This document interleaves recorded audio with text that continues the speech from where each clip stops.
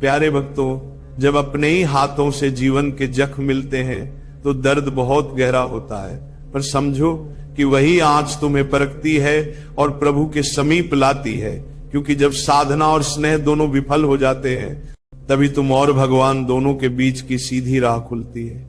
लोग साथ छोड़ते हैं, पर उस सामर्थ्य से डरना नहीं, उसे स्वीकार करके प्रभु का सहारा लो, वही तेरा अनंत आश्रय है। बेटा, दुनिया के वादे वक्त के साथ बदल जाते हैं, होंठों से जो प्यार बोया जाता है वह अक्सर हवा बनकर उड़ जाता है। पर याद रखना, राधे कृष्ण का वचन स्थायी है, उनका प्रेम झड़ता हुआ नहीं। जब भी मन में अकेलेपन का अंधेरा हो, राधे कृष्ण के नाम की जब से वह अंधेरा मिटता है, वही सच्चा साथी है जो न कभी धोखा देगा न कभी दूरी बनाएगा। जीवन में कई बार लोग चले जाएं तो दिल दुखता है, पर जो सबसे अधिक चुभता है वह तब है जब जिस पर तुमने भरोसा किया वही बदल जाए। परंतु यह भी एक दिव्य शिक्षा है, परिवर्तन से बंधन टूटते हैं और आत्मा की स्वतंत्रता बढ़ती है। समझ लो कि जो बदल गया वह तुम्हारे कर्म पाठ का हिस्सा था, उसे छोड़कर प्रभु को पको, वही तुम्हें अटल शांति देगा। जब भरोसा टूटता है तो घाव गहरे और भीतर तक जाते हैं, वे आसानी से भरते नहीं। पर यह भी देखा है कि वही घाव इंसान को नम्र बनाते हैं, अहंकार को काटते हैं और भक्ति की जड़ें गहरी करते हैं। इसलिए दुख को शस्त्र न मानो, बल्कि उसे शिक्षक समझो जो तुम्हें प्रभु के दरवाजे तक ले आएगा। भक्तों, दुनिया मुस्कान को ही देखने में प्रवृत्त है, पर आत्मा का वेदना अंतर्मन में रहती है।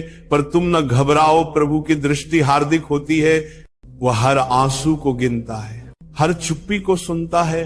इसीलिए दिखावे की मुस्कान के पीछे छुपे दर्द को सच्चे मन से प्रभु के समक्ष रखो, वही तुम्हें सहज वासनाहीन शांति देगा।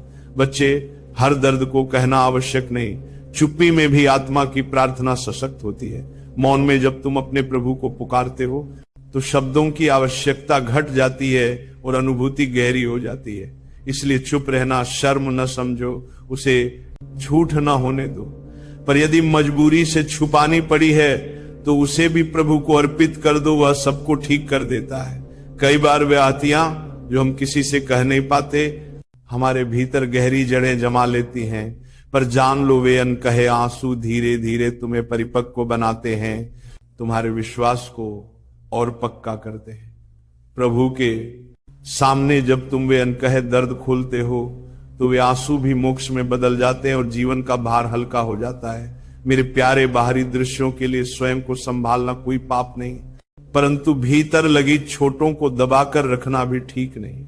जब भी संभव हो अपने मन से सच्चाई बांटो प्रभु के समक्ष, गुरुदेव के समक्ष, या कि एक साधना मानो मौन की हुई प्रार्थना कभी व्यर्थ नहीं जाती। ये संसार रूपक है, लोग केवल सतह देखते, भीतर तक नहीं उतरते।